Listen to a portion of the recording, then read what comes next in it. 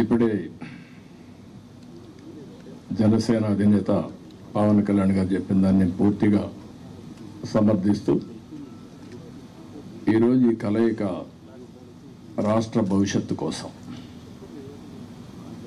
ఏ ఇద్దరు వ్యక్తుల కోసమో ఏ రెండు పార్టీల కోసం కాదు, 5 కోట్ల ప్రజా ప్రయోజనాలు ఆశించి ఈరోజు మనస్ఫూర్తిగా 2 పార్టీలు కలిసి పనిచేయాలని ఈ నిర్ణయం తీసుకున్నాం. ఈరోజు రాష్ట్రానికి ఇది ఒక హిస్టారికల్ డే, ఒక మంచి ప్రయత్నానికి తొలి అడుగు. ఇది రాష్ట్ర విభజన వల్ల రాష్ట్రం నష్టపోవడం, నష్టపోయిన రాష్ట్రాన్ని మళ్ళీ ఘాట్లో వేయడానికి ప్రయత్నం చేసే సమయంలో 19లో మళ్ళా ఒక విఘాతం రావడం, ఆ విఘాతం వచ్చిన తర్వాత రాష్ట్రం విడిపోయినప్పటికంటే 19 తర్వాత జగన్మోహన్ రెడ్డి ముఖ్యమంత్రి అయిన తర్వాత ఈ రాష్ట్రాన్ని ఎన్ని విధాల ఇబ్బంది పెట్టాలో తిరిగి కోలుకోలేని స్థితికి తీసుకెళ్లిపోయే పరిస్థితికి వచ్చాడు. ఇది ఒక వ్యక్తికి నష్టం కాదు, లేకపోతే పవన్ కళ్యాణ్ గారికి నాకే నష్టం కాదు, 5 కోట్ల ప్రజలకు జరిగిన నష్టం. ఇది బ్రాండ్ ఆఫ్ ఆంధ్రప్రదేశ్ పూర్తిగా డెమాలిష్ చేసిన సందర్భం ఇది. ఇంకొక పక్క ఎవరైనా సరే ప్రజాస్వామ్యులు ఇది తప్పు, ఇది కరెక్ట్ కాదు, నాకు అన్యాయం జరిగిందని చెప్పుకోలేని పరిస్థితి.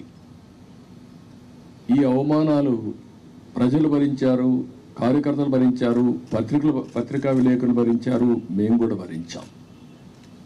నా విషయం మీ అందరికీ తెలుసు. 5 కోట్ల మందికి పవన్ కళ్యాణ్ గారు ఒక మంచి ఉద్దేశంతో వస్తే ఇప్పటం గ్రామంలో జరిగినటువంటి సంఘటన దగ్గర నుంచి విశాఖపట్నంలో రోడ్ షో కూడా చేయనీయకుండా చేసే పరిస్థితి, అడుగడుగున రాజకీయ నాయకుల్ని అడ్డుకొని అరెస్టులు చేసే పరిస్థితి వచ్చింది.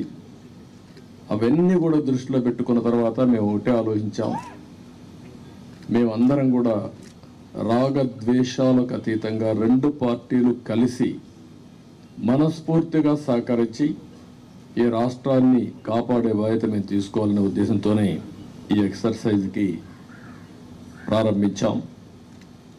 అయితే ఈరోజు ఒక అహంకారంతో ఇక్కడ మనం కూర్చున్నాం. దీని పక్కనే ప్రజావేదిక విధ్వంసంతో ప్రారంభమైంది. ఆ ప్రజావేదిక విధ్వంసం అయిన తర్వాత డెబ్రీస్ ఇంతవరకు కూడా తెలియదు.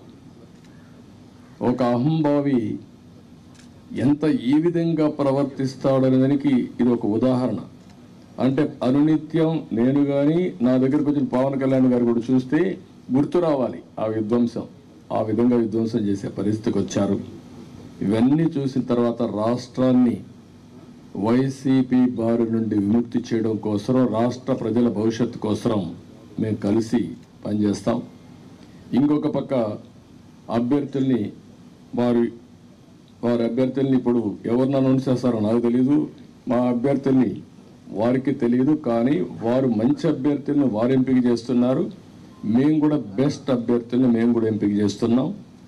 ఈరోజు చూస్తే నా రాజకీయ జీవితంలో ఎప్పుడూ చేయనంత ఎక్సర్సైజ్ చేశాను నేను. ఆ విషయం ఇది నాకు 9వ ఎన్నికలు, 9వసారి ఎన్నికలు పెట్టినప్పుడు సమైక్య ఆంధ్రప్రదేశ్లో కూడా ఇంత ఎక్సర్సైజ్ నేను ఎప్పుడు చేయలేదు. అంత ఎక్సర్సైజ్ చేశాను. 1,10,00,000 దగ్గర నుంచి అభిప్రాయ సేకరణ చేసుకున్నాను వివిధ సోర్సెస్ ద్వారా. నేను ఒక్క సోర్స్లో చేయలే, అనేక సోర్సెస్ పెట్టి ప్రజల్ని కార్యకర్తల్ని కాన్ఫిడెన్స్గా తీసుకున్నాను. నేను ఒక మహత్తరమైన కార్యక్రమానికి శ్రీకారం చుట్టినప్పుడు నాకు సరైన సమాచారం కూడా ఉంటే సరైన నిర్ణయాలు తీసుకుంటాం.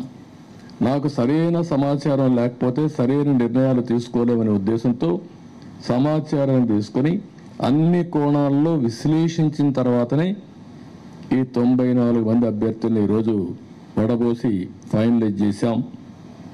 ఇందులో కూడా మీరు చూస్తే ప్రజల మధ్య ఉండే వ్యక్తులు కానీ, ప్రజలు కోరుకునేవారు, ప్రజల ఆమోదయోగ్యం ఉండేవాళ్ళు, సమర్థవంతంగా ఎన్నికల్ని ఎదుర్కొని అవతల వాళ్ళతో పోటీపడే అభ్యర్థుల్ని ఎంపిక చేయడం జరిగింది. ఈరోజు ఈ 2 ఎక్సర్సైజుల్లో 118 పూర్తయినాయి. 94 మేము చేశాం, వారు 24లో 5 అనౌన్స్ చేశారు. మిగిలిన అభ్యర్థులను వారు కూడా ఎంపిక చేస్తారు. మొత్తం కలిసి 118 మంది అభ్యర్థులు మేము ఎంపిక చేసుకునే పరిస్థితికి వచ్చాం.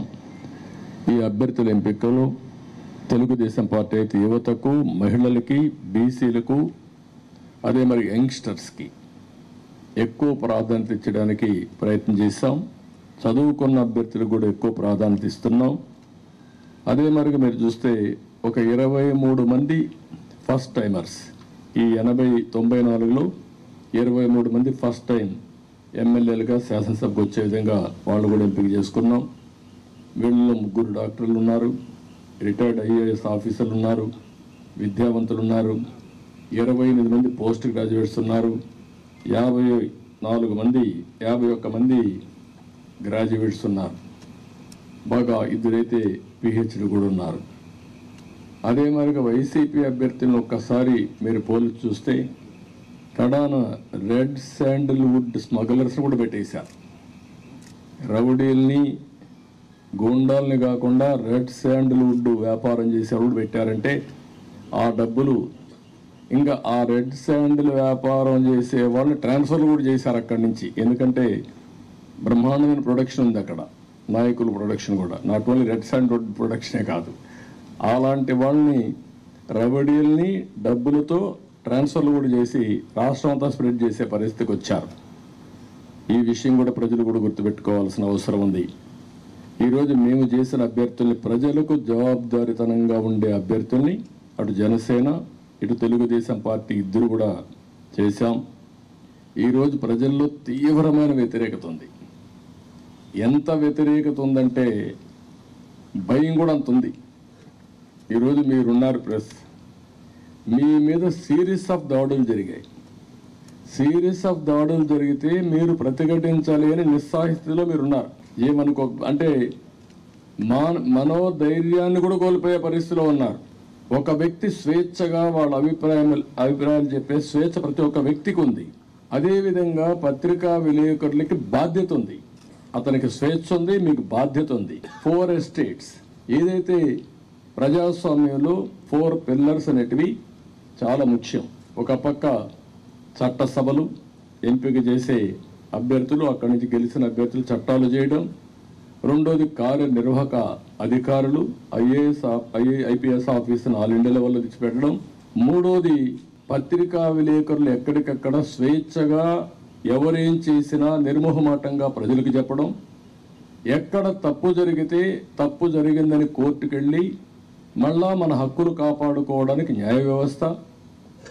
ఈరోజు మన రాష్ట్రంలో చూస్తే ఈ 4 వ్యవస్థలు కూడా ఒక విధంగా చెప్పాలంటే నిర్వీర్యం చేసే పరిస్థితి, దుర్వినియోగం చేసే పరిస్థితి. ఇష్టానుసారంగా ఒక్క ఐఏఎస్ ఆఫీసర్, ఒక్క ఐపీఎస్ ఆఫీసర్ మాట్లాడలేని నిస్సహాయ పరిస్థితి నేను 45 ఏళ్ళు ఎప్పుడు చూడలా. ఇదే మీడియాలో నేను చూశాను. ఇది ఎంత పరాకాష్టం మీరు కూడా గుర్తుపెట్టుకోవాలి. ఇదే మీడియాలో ఒక్కసారి ఒక జీవో తీసుకొచ్చి నియంత్రణ చేస్తున్నానని రాజశేఖర్ రెడ్డి ఒక జీవో తీసుకురావడానికి ఫైల్ మూవ్ చేశాడు. అంతే, ఫైల్ మూవ్ చేస్తే నెక్స్ట్ డే మేము అసెంబ్లీలో పట్టుకున్నాం. నీ ఇష్ట ప్రకారం ఎట్ట చేస్తాం సమాధానం చెప్పమని. అతను భయపడిపోయి కాదు నేను చేయలేదు అన్నాడు. నేను నిర్దిష్టంగా హామీ ఇస్తున్నా, నేను చేయను అన్నాడు. కాదు ఆ ఫైల్ పెట్టమన్నాం. అక్కడి నుంచి నేను విత్డ్రా చేసుకున్నానంటే మళ్ళీ మీరు మాట్లాడతారేంటి అనే పరిస్థితికి వచ్చి తోకదాడించేసే పరిస్థితికి వచ్చాడు. ఈరోజు 2430 జీవో నెంబర్ తీసుకొచ్చి పత్రికా విలేకరుల పైన దాడులు చేయడమే కాకుండా మీ మీద కేసులు పెట్టి మిమ్మల్ని లోపలేసే పరిస్థితికి వచ్చారు. ఇది భారతదేశ చరిత్రలో ఎక్కడా జరిగిందని నేను అనుకోను. ఈరోజు ప్రజాధనంతో ప్రజల మీద కక్ష తీర్చుకోవడానికి న్యాయ వ్యవస్థను దుర్వినియోగం చేసే పరిస్థితికి వచ్చారు. ఒక్కొక్క అడ్వకేట్కి ఇంటి కోట్ల రూపాయలు, కామన్ మ్యాన్ కోట్ల రూపాయలు పెట్టుకుని అడ్వకేట్ని పెట్టుకునే పరిస్థితిలో ఉన్నాడా ఈ రాష్ట్రంలో? కనీసం అడ్వకేట్ అంటే తెలుసా? ఇలాంటివన్నీ జరిగే పరిస్థితి వచ్చింది. అందుకని ఈరోజు ఇవన్నీ కూడా చూసిన తర్వాత నేను ఒకటే ప్రజలందరికీ అప్పీల్ చేస్తున్నా, అహంకారంతో ఎగువతో ఈ అభ్యర్థుల్ని ఇష్టానుసారంగా అతను ఇచ్చేసినప్పుడు మీరు కూడా ఇది అత్యంత కీలకమైన ఎన్నికలు. మళ్ళీ చెప్తున్నాం, ఇక్కడ మాకు ఏమాత్రం కూడా రాగద్వేషాలకు అతీతంగా అభ్యర్థుల ఎంపిక మెరిట్ ప్రకారం మేము ఆలోచిస్తున్నాం. అందరికీ సీట్లు రాకపోవచ్చు. ఎందుకని నేను మాట కూడా వాడుతున్నానంటే, తెలుగుదేశం పార్టీ పోటీ చేసేది ఇక్కడ జనసేన అభ్యర్థులు సహకరించాలి. జనసేన పోటీ చేసేది ఇక్కడ తెలుగుదేశం పార్టీ అభ్యర్థులు సహకరించాలి. ఇద్దరూ కలిసి ఒక అవగాహనతో పనిచేస్తే ప్రజల్లో కూడా ఒక నమ్మకం ఏర్పడుతుంది, ఓటు బ్యాంక్ పెరుగుతుంది. ఎవరైతే ప్రజలు సహకరించాలని ఆలోచన ఉంటారో వాళ్ళకు ఉత్సాహం వస్తుంది. దానివల్ల గెలుపు ఈజీ అవుతుంది. గెలుపు అనేది ఎవరు ఆపలేరు. నేను చాలా స్పష్టంగా కూడా చెప్తున్నా. ఎందుకు ఆ ధీమాతో చెప్తున్నట్టు, ఎప్పుడైతే తెలుగుదేశం జనసేన కలిశామో ఆ రోజే గెలిచామని వైఎస్ఆర్ కాంగ్రెస్ పార్టీ కాడుపడేశారు. వాళ్ళకు తెలుసు, ఏ ఒక్కరిని అడిగినా కూడా వాళ్ళకి అర్థమైంది. కానీ రౌడీజం చేసో, ఇంకొక పక్కన దొంగ ఓట్లు ఎన్యూమరేట్ చేసో, లేకుంటే బూత్ క్యాప్చర్ చేసో, లేకపోతే వాళ్ళకు కావాల్సిన అధికార యంత్రాంగాన్ని, వాలంటీర్స్ని, ఇలాంటి వాళ్ళని దుర్వినియోగం చేసి ఎన్నికలు జరపాలనుకుంటున్నారు. జరగదు. చాలా ఎన్నికలు చూశాను. ఒకసారి డబ్బులతో కూడా, డబ్బుల అహంభావం ఇప్పటికే ఎక్కడికక్కడ బస్తాలు కొద్ది డబ్బులు వెళ్ళిపోయిందని, కాన్స్టిట్యున్సీల వారికి ఇయర్ మార్క్ చేశారని, ఎర్ర చందనం డబ్బులు, శాండ్ల్వుడ్ డబ్బులు, లేకపోతే ఇసుక డబ్బులు, లిక్కర్ డబ్బులు, ఒకటి కాదు, ఇలాంటివన్నీ అవినీతి డబ్బుల్ని పంపించి మళ్ళా ఓట్లు కొనే ప్రయత్నాలు కూడా చేస్తున్నారు. ఇవన్నీ కూడా సమర్థవంతంగా ఎదుర్కొంటాం. ఈరోజు ఒకటే చెప్తున్నా, ఇది ప్రజాస్వామ్యం అంటే ఒక వ్యక్తికి అధికారం కాదు, ఇష్టారాజ్యం కాదు. ప్రజలు వారి జీవితాలు, వారి భవిష్యత్తుని పరిరక్షించేది ప్రజాస్వామ్యం. ఆ ప్రజాస్వామ్యానికే ఒక ముప్పు వచ్చినప్పుడు ప్రతి ఒక్కరి బాధ్యత.